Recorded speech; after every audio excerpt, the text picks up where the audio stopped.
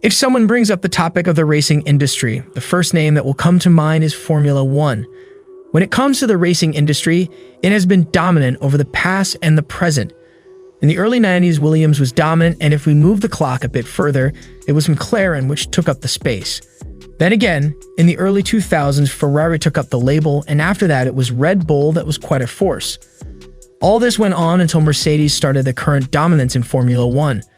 But then it hit a snag because a lot of racing car enthusiasts started to believe that Mercedes has been dominant for too long, which might lead to a lot of people losing interest in F1.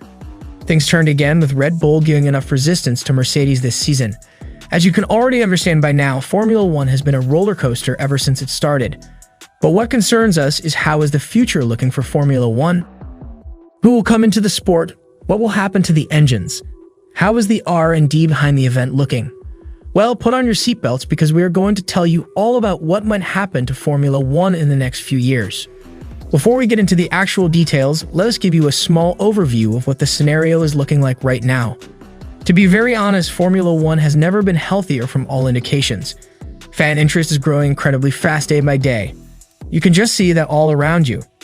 There are a lot more people talk about F1 now when compared to, say, 5 years back. There are so many more events and shows that go on and on about the racing circuit. Old fans of the game will remember the time when F1 entered Manor and the 11th team was sold in receivership for £1. Imagine how much things have turned now. Today, we do not think you can buy a team for less than $500 million, maybe even $700 million. We do not need to spell it out for you that it is an amazing increase in value. There are so many sponsors for each team at this moment that teams are turning sponsors away. Might sound like a lot, but this statement comes from none other than Stefano Domenicali, the CDO of the Formula One group. But then you might say all other sports have been growing and have more sponsors and viewership now. Then what sets Formula One different from the rest? The answer to that question lies in the evolving technology that Formula One is bringing in. Did you know that Formula One has long been dubbed the fastest R&D lab on Earth? From an engineering point of view, the hybrid power units used in Formula One are truly mind-blowing when it comes to thermal efficiency, which is basically their ability to convert fuel energy into useful work. The F1 MO8 EQ Power Plus power unit reached a thermal efficiency of over 50%, which makes it one of the most efficient internal combustion engines ever. But it's not just the efficiency that they have worked on. The other advancement is the massive amount of data they collect. Did you know that Formula One cars are probably the most connected cars in the world? Modern-day F1 cars run on high-tech sensors, and the data they collect is as much as they combust high-tech fuel. What does this exactly mean? To break things down, an F1 car has hundreds of sensors logging thousands of channels of data, measuring all kinds of things around the car and power unit, from forces and displacements, temperatures and pressures to control parameters for power unit and gearbox, as well as driver inputs. Have you noticed the tire replacement happening in seconds in between the laps? Tires are actually a key performance factor in Formula One, and getting the tire data off the car as fast as possible is very important, as the car will only be stationary in or in front of the garage for a few moments. In the past, the teams would have to either sacrifice track time in order to download all the data, or the engineers had to wait until after the session to access the data. This has all changed now with a technology that seems straight out of a sci-fi movie. What happens now is that when the car is traveling through the pit lane, it starts to transmit the data wirelessly. Once it is within 4 meters of the garage, it switches to a fast uplink, transmitting the data from the car to the garage at download speeds of up to 1.9 Gbps per second. In simpler words, transmitting 1 gigabyte of data now takes less than 5 seconds. In the technological world, Formula One is now an inspiration. Right now, they are also working on hybrid engines and sustainable fuels. If they do succeed with that, they will be household name in the next few years.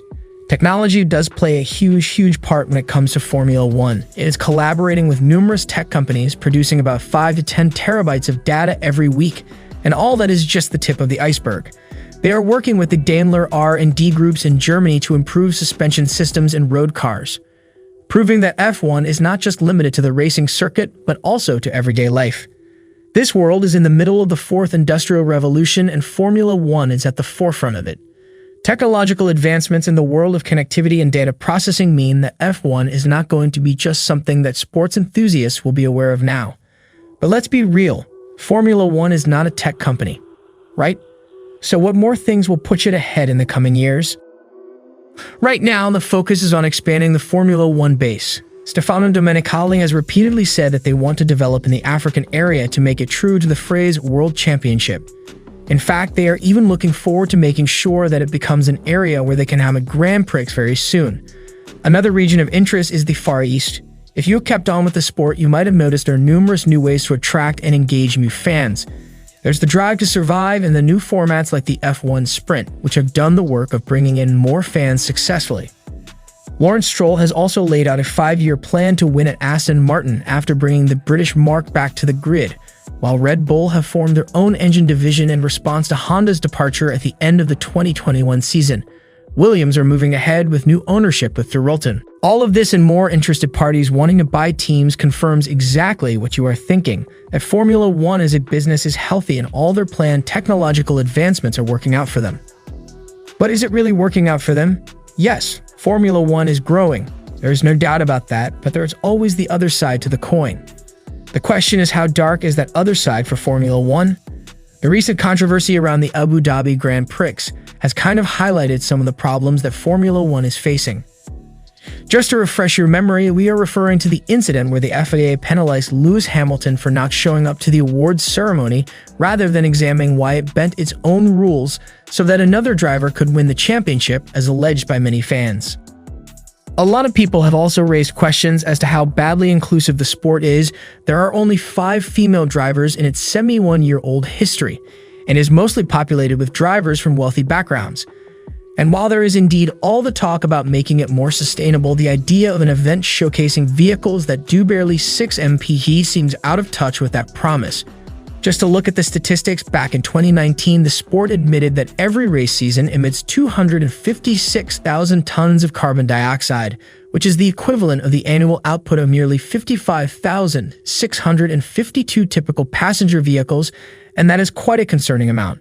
As we did say before, Formula One is pledging net zero carbon by 2030, but then again, there are still a few years to go before we can safely come to a conclusion about that part. A lot of people are also choosing Extreme E and Formula E over Formula One because the former are working on electric models, lowering their emissions, and promoting more inclusivity. They are just in their first year, which does mean that there is a long way to go, but F1 drivers like Lewis Hamilton and Nico Rosberg are already investing in these. Formula One is indeed making its mark in the world of sport, but if it needs to grow, it might just need to focus on such important shortcomings. While sport is meant to be competitive, it also does need to promote strong values in the community, including sustainability. What do you think about Formula One's future? Do you think Extreme E might overtake F1? Let us know in the comment section below. Also, if you loved the video, make sure to hit that like button and do not forget to subscribe to our channel. We will be back very soon.